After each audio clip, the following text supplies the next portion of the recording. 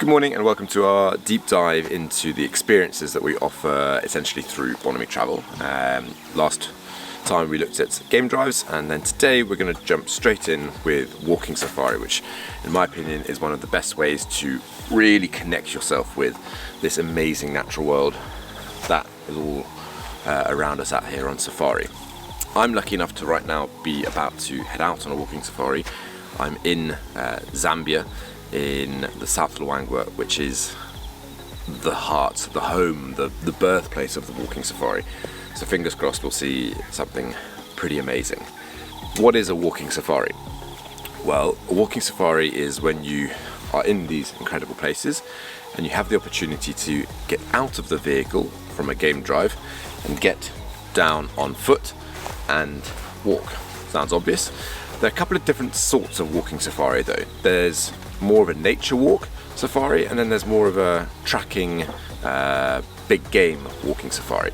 Predominantly it's about the nature walk, so where we head out, we look for tracks of animals, we look for maybe some of the dung and understand what's happened. We try and build the story, the natural story, stuff that you on the game drive you're going too fast really to be able to, not fast, but it's hard to get down and look at everything properly.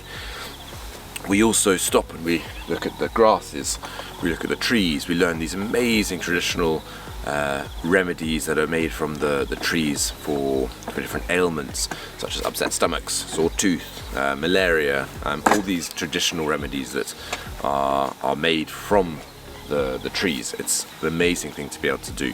We also look at bird life, and even sometimes on a nature walk you get to come across wildlife, whether that be smaller impala, incredible giraffe which look a million times bigger when you're on foot than when you are in the vehicle, and occasionally, you never know, you might come across something like an elephant or a lion, which is always very exciting.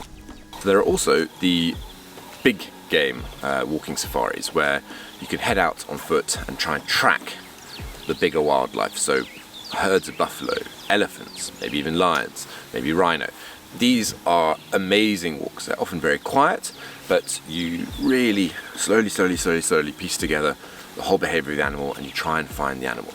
The idea isn't to then be in a perfect position for taking photographs. It's more about seeing the animal and then watching it do its natural behavior whilst you are on foot, which is just exhilarating, and then leaving without ever having really disturbed. Of course, sometimes they do become aware of you, but the idea is to really try and minimize that impact and that interaction, just so that you are there connected. And I tell you what, the exhilaration of when you've come across a herd of elephants, you've watched them behaving completely naturally and then left without them realizing you're there, that's pretty amazing. So on a walking safari, what do you need to take with you? The honest answer is as little as possible. A pair of binoculars is perfect. Big cameras? No.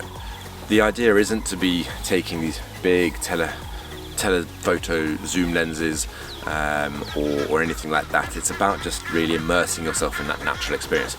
Take your phone with you, put it on silent mode, and airplane mode in fact, just to take photos of the tracks and maybe the tree, the flower, etc., but not the big zoom lenses, because you don't want to be lugging that around. Take a water bottle with you as well, and then we always recommend a hat.